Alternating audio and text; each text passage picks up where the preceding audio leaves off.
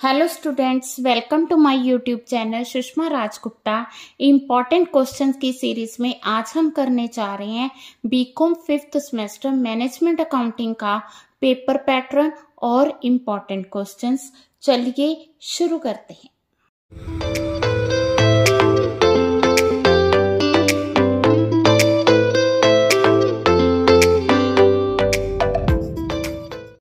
हाँ जी, सबसे पहले हम पेपर पैटर्न डिस्कस करेंगे। तो मेरे पास नवंबर 2020 का मैनेजमेंट अकाउंटिंग का फाइनल एग्जाम्स है। तो इसमें हमारे पास 3 सेक्शन होंगे, सेक्शन ए बी सी। क्योंकि ये प्रैक्टिकल पेपर है तो इसमें हमारे जो सेक्शन ए है, सेक्शन ए में हमारे पास 6 क्वेश्चंस होंगे। Out of 6 question you are to attempt 4 questions. ठीक है, तो ज्यादा चांसेस जो है इसमें जो 2 क्वेश्चन आएंगे वो थ्योरी के आएंगे और जो 4 क्वेश्चंस आएंगे वो हमें प्रैक्टिकल आएंगे, 4 मार्क्स ईच।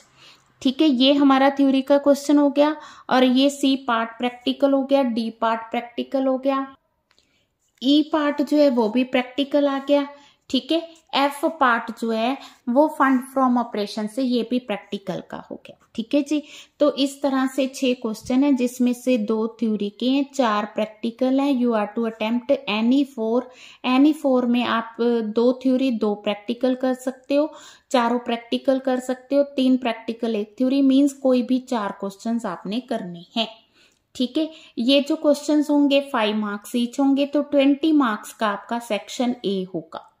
अब हम बात करेंगे सेक्शन बी की। तो सेक्शन बी में हमारे पास 4 क्वेश्चन होंगे, 4 में से 2 क्वेश्चन थ्योरी के, 2 क्वेश्चन प्रैक्टिकल के होंगे। आप लोगों ने कोई 2 क्वेश्चन अटेम्प्ट करने हैं, दोनों थ्योरी कर सकते हो, दोनों प्रैक्टिकल, 1 थ्योरी 1 प्रैक्टिकल कर सकते हो। ठीक है जी, तो हमारे पास जैसे ये क्वेश्चन आया हुआ है, ठीक है, फर्स्ट थ्योरी का क्वेश्चन है, देन फाइनेंशियल एनालिसिस की थ्योरी का क्वेश्चन है, देन रेशो में से आपको प्रैक्टिकल आया हुआ है। और ये जो क्वेश्चन है हमारे पास कॉमन साइज बैलेंस शीट का क्वेश्चन है। ठीक है जी, तो 2 थ्योरी हो गए, 2 प्रैक्टिकल हो गए, 15 मार्क्स ईच है, तो 30 मार्क्स का हमारा ये सेक्शन बी है।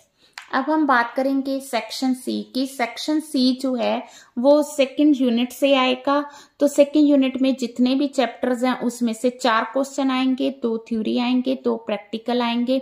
आपने कोई 2 क्वेश्चन अटेम्प्ट करने हैं, दोनों थ्योरी कर सकते हो, दोनों प्रैक्टिकल, 1 थ्योरी 1 प्रैक्टिकल, तो 15 मार्क्स ईच होगा। तो ये सेक्शन भी हमारा 30 मार्क्स का होगा। जैसे ये प्राइस लेवल अकाउंटिंग का थ्योरी का आया हुआ है, रिस्पॉन्सिबिलिटी सेंटर का थ्योरी का क्वेश्चन आया हुआ है, और इसके अलावा कैश फ्लो स्टेटमेंट आया हुआ है, ये फंड फ्लो स्टेटमेंट से क्वेश्चन आया। तो इस तरह से आपका पेपर पैटर्न होगा। प्रैक्टिकल किसी और चैप्टर में से भी आ सकते हैं। तो ये जो आए हैं मैंने वो बताया कि किस किस चैप्टर में से आए हैं। हाँ जी, अब हम चैप्टर वाइज इंपॉर्टेंट थ्योरी के क्वेश्चंस देखेंगे। तो मैं 15 मार्क्स के क्वेश्चन ले रही हूँ, 5 मार्क्स के क्वेश्चन इन्हीं में से होंगे। तो फर्स्ट है define management accounting, how it is differ from financial accounting. तो फाइनेंशियल और मैनेजमेंट अकाउंटिंग का डिफरेंस आएगा इसमें।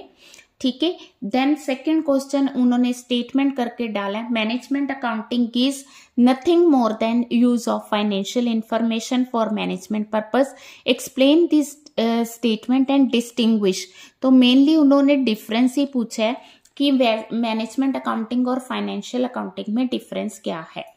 ठीक है, नेक्स्ट है management accounting aims at providing financial result of business to management for taking decision. भी जो मैनेजमेंट अकाउंटिंग है ये मैनेजमेंट को डिसीजन लेने में हेल्प करती है। तो इसमें एक तरह से उन्होंने एडवांटेजेस ऑफ मैनेजमेंट अकाउंटिंग पूछे हैं। Management accounting is the presentation of accounting information in such a way as to assist the management in creation of policies and day-to-day operation। तो यहाँ भी मैनेजमेंट अकाउंटिंग के एडवांटेजेस की ही बात की गई है। ठीक है, it assist the management in creation. तो आपने स्टेटमेंट लिखनी है, फिर उसको एक्सप्लेन करना है कि अपने वर्ड्स में कि yes it helps in to the management. ठीक है, देन ये सिंपल सा क्वेश्चन डाला मैंने, discuss the nature, scope, limitation. तो कहने का मतलब ये है कि जो फर्स्ट चैप्टर है उसमें थ्योरी के क्वेश्चन आने के चांसेस ज्यादा हैं। हाँ जी, अब अगला चैप्टर है। अगले चैप्टर में फाइनेंशियल स्टेटमेंट में हमें नेचर, इंपॉर्टेंस एंड लिमिटेशंस आ सकती हैं। इसके अलावा ये स्टेटमेंट में क्वेश्चन आ सकता है, financial statement reflect a combination of recorded fact, accounting conventions and personal judgement. ठीक है, क्लियर। तो नेक्स्ट है फाइनेंशियल स्टेटमेंट एनालिसिस चैप्टर। तो इसमें क्वेश्चन आ सकता है, what is common size balance sheet and income statement, explains the techniques. इसमें आपने सारी टेक्निक्स बतानी है कॉमन साइज बैलेंस शीट की। ठीक है, what do you mean by financial analysis, discuss the uses of various tools of financial analysis. ठीक है जी। नेक्स्ट आ गया डिस्क्राइब द वेरियस रेशोज। ये रेशोज वाले चैप्टर से थ्योरी आ गई। Describe various ratios which can help management of a manufacturing concern to analysis the solvency. तो सॉल्वेंसी रेशोज को आपने एक्सप्लेन करना है। ठीक है, नेक्स्ट स्टेटमेंट है, ratios are indicators, sometime pointer but not in themselves powerful tool of management.